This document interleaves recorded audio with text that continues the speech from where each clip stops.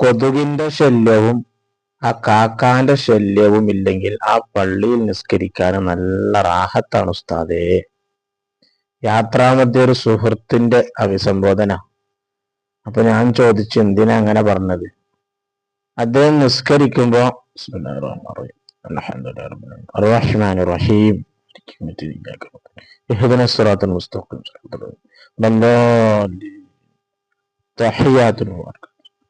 അസ്സലാമു അലൈക ഇങ്ങനെ ഉച്ചത്തിലാക്കിക്കൊണ്ട് ഓതുന്നു. കുറച്ച് പതുക്കി കുറച്ച് ഉച്ചത്തിൽ. നാം മനസ്സിലാക്കണം, നിസ്കാരം അള്ളാഹുവിന് ഇബാദത്താണ്. അതിന് പ്രത്യേക നിയമസംഹിതകളുണ്ട്.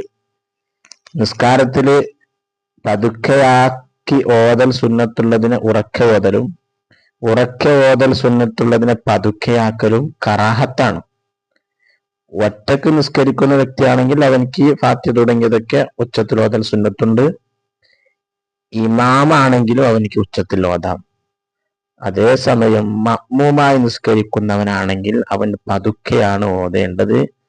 അവിടെ ഉറക്കെ ഓതിയാൽ കറാഹത്താണെന്ന് മാത്രമല്ല, മറ്റുള്ളവർക്ക് ഓത്തിന് പ്രയാസമുണ്ടാകുമെന്ന് കണ്ടാൽ ഉറക്കെ ഓതൽ ഹറാമാണ്.